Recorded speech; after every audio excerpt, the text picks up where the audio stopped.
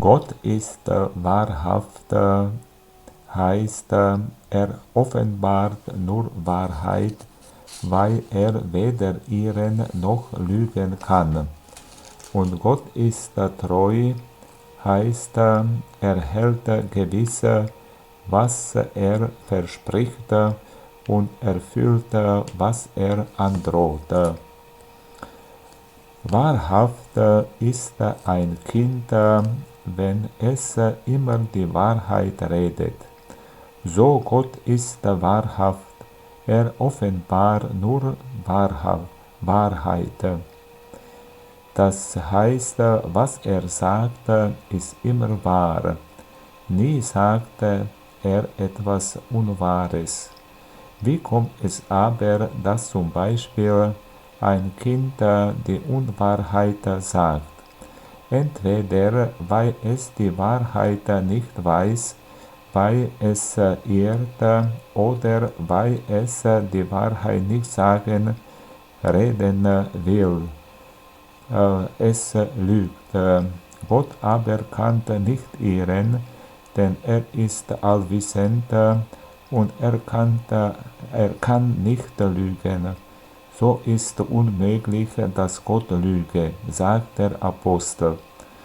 Denn Lügen ist etwas Böses und Gott hasst, weil er heilig ist, alles Böse unendlich, kann in Ewigkeit nie das geringste Böse wollen oder tun.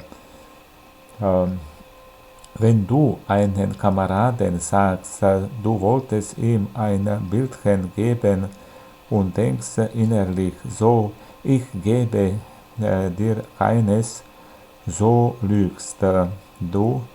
Warum? Wenn du dagegen denkst, du wolltest ihm geben, gibt's ihm aber später nicht, so hast du nicht gelogen, denn du hast gesagt, ich will dir es geben, und das war wahr.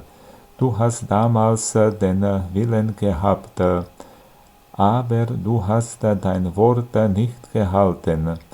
Dass nun Gott nicht lügen kann, habt ihr gehört.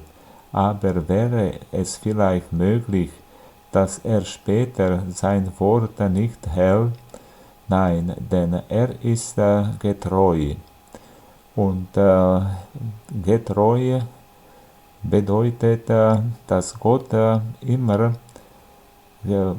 hält, was er verspricht und erfüllt, was er androht.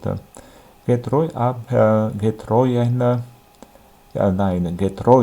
oder treu heißt zum Beispiel ein Knecht, der bei dem Meister bleibt, so lang er gebunden ist, ihm alles sorgfältig tut, was ein rechter Knecht tun muss, wie er es beim Dingen versprochen hat. Er hält sein Wort, was er gesagt hat. Ungetreu, wenn er unter der Zeit aus dem Dienst läuft, seine Pflicht nicht tut, dem Meister Schaden zufügt, denn dann hält er sein Wort nicht. Getreu ist also überhaupt, wer sein Wort hält, wer hält, was er gesagt hat, dass er tun wolle. Wenn der Lehrer dir nur sagt, er wolle dir ein Bild geben, so hat er dir etwas versprochen, gesagt, er wolle etwas Gutes dir geben, etwas dir Angenehmes tun.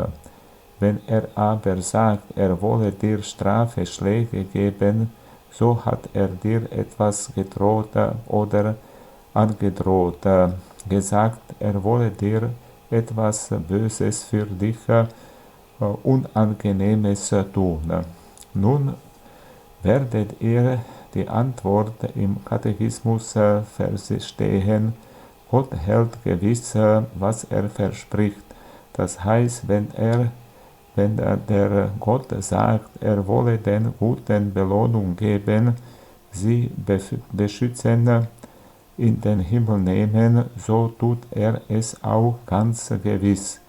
Und Gott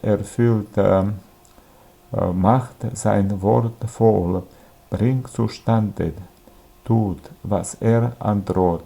Das heißt, wenn er den Bösen sagt, er wolle sie strafen, in den Leiden schicken, sie in die Hölle verstoßen, so tut er es ebenso gewiss. Und woher wissen wir dies?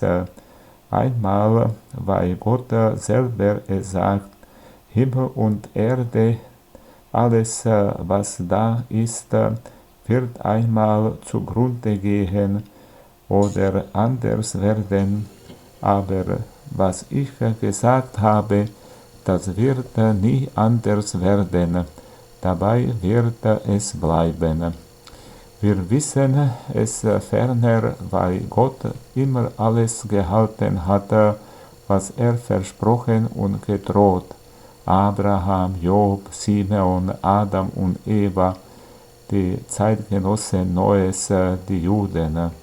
Weiter, wenn zum Beispiel der Vater euch etwas verspricht, falls ihr brav bleibt und gibt es euch nicht, so kann es daher kommen, entweder weil es der Vater vergisst oder seinen Sinn ändert, oder es euch nicht geben kann, zum Beispiel weil er kein Geld hat.